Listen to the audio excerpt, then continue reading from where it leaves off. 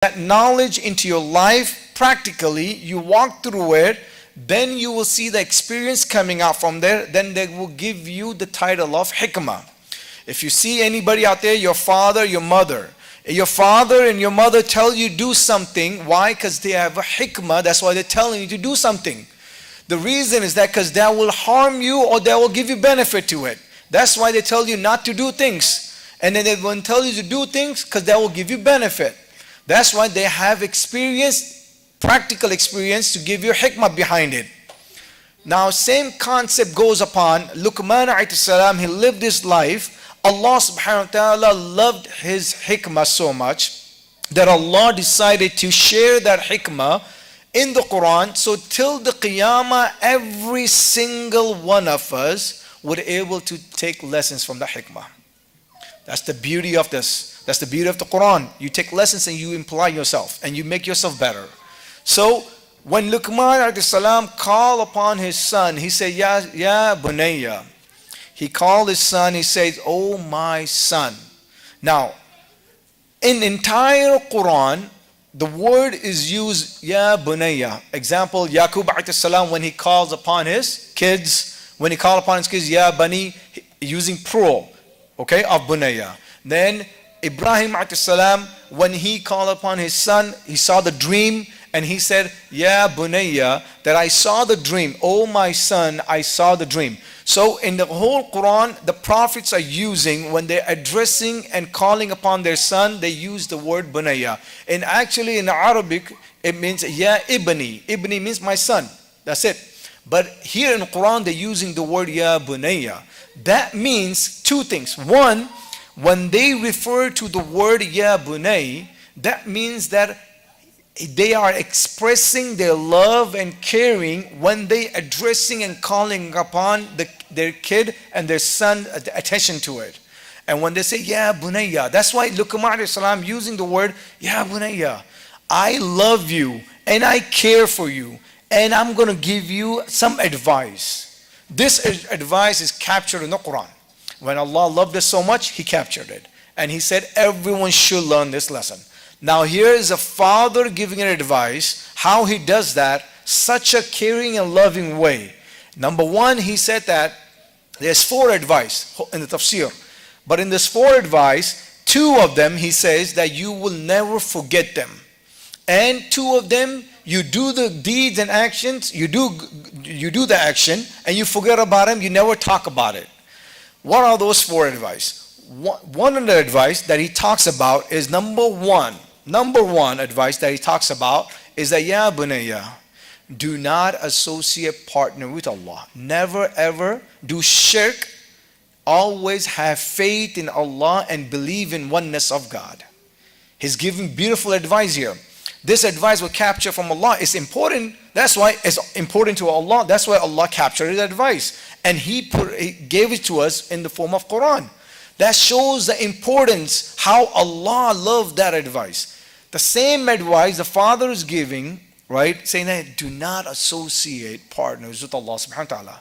Allah is oneness. That's why you need to worship Allah only.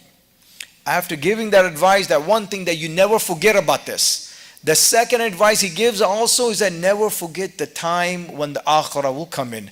Always remember your hereafter. Always remember what's going to happen on Day of Judgment. That's why earlier I mentioned we are so deluded in the dunya. When we wake up in the morning, we don't think about our akhirah. We think about what are we going to do today and tomorrow and week and months. But we never plan to figure out about akhirah. What can we do to survive and salvation of our akhirah? That's something that He reminds us, His son. He says, don't forget about these 2 things. These 2 things are really valuable. It's really important. Don't forget them. Second thing, and then the third thing He talks about, when you do kindness, when you do any kind of good in your life, you never remember them. You never talk about it. You never boast about it. An example, during the time of Hassan and Hussein radiallahu ta'ala an time period, Hassan and Hussein and their cousin Abdullah bin Jafar. All 3 of them decided to go to Hajj. They turned to perform the journey. When they're in the journey, they lost their every baggage and luggage what they have. Nowadays we could say they lost their phone and they lost their connection, they lost their bags and clothes and everything. They don't have anything to eat, they don't have any money. They were traveling, and then during the journey, they found a house. They go to the house and knock on the door. The old lady comes out, and old lady says, "Look, how can I help you?" He says, "We are from Quraysh. We are from tribe of Quraysh. We are from the Medina. We live in Medina. We are journeying. We're following the path, and we lost our luggage. We don't have anything. Could you give us to eat? We haven't eaten anything for days." The old lady says, "I have a small goat, baby goat. You take that. If you get a milk out of it, drink it. Do what you feel comfortable with." They saw that goat. The milk was not enough, so they have to slaughter the goat, sacrifice the meat, and then they eat the meat. Their hunger was gone. Before they left, they told the old lady, and they just shook her to a lady. Says, "Thank you for your service." Time passed by. The husband comes home, and an old lady goes. There's a nice gentleman, really respected. I feel like they were good people, so I served them whatever we had. The husband was upset. Husband was kind of upset and said that, "You know what? We had only one goat and you gave it to them. We don't have anything to eat anymore. What's going to happen? We don't have anything." So they're living in the poverty. They're already in the poverty. They even live more poverty. When they were living, years passed by, they decided to go to Hajj. When they go to Hajj, they stopped in Medina. When they stopped in Medina, she was asking for food because there is no food for them to eat in Medina. Hassan radiallahu ta'ala an, noticed her from far away. He says that this is the same old lady while back ago. She took care of us. Let me see what I can do to help her. He goes and tell her, "Do you remember we were traveling? You gave us this baby goat." She said, "I don't remember anything. What are you talking about?" She said, "Just because of you did a favor for us, we want to return the favor."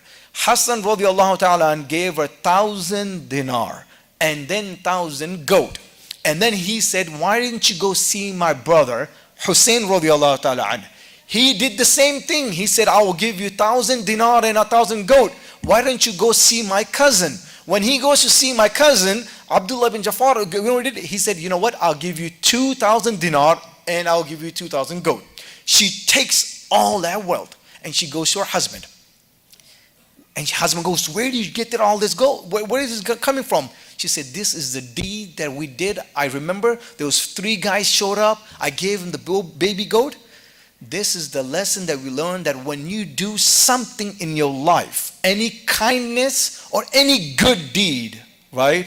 This good deed, you should never mention or talk about it, and Allah will bring forth in front of everybody. If not in this dunya, but in akhirah for sure. Your deeds will never be vanished. Your deed will get accountability and reward to it, either if this dunya or in akhirah. Regardless of, it doesn't matter. However, this same advice was given by Luqman alayhi salam to his son. When you do anything good, right? When you do any good and kindness, don't talk about it. Don't remember them. The last thing he also mentioned that in the beginning was, "Ya bunayya, don't forget to pray, establish your prayer, and then don't forbid evil and do good." These are the advice that is given from Luqman alayhi salam. It's really important and impeccable. If you sit down and talk about the Luqman alayhi salam hikmah is given to us, and then the lessons that we could learn from it is really profound. It's so profound that you and I could share this with our kids, and our kids could able to take the same advice. How many of us over here as a father could sit down and say that I have a hikmah to share that with you? The hikmah only you could give to your kid when you practically implies that, implement that whole action, then you could share that. That's the only thing. So how many of us could say that, establish your prayer? But guess what? We need to establish our prayer first, then we could give that same advice and then wisdom to our kids that pray 5 times a daily prayer. That's the only thing. That's the hikmah will come in after that. That's the whole concept of Luqman alayhi salam was giving his son beautiful advice, and Allah subhanahu wa ta'ala loved it, and He captured that in the Quran to you and I could learn from it. May Allah subhanahu wa ta'ala accept. Wa qul alhamdulillah innahu al-ghafur rahim.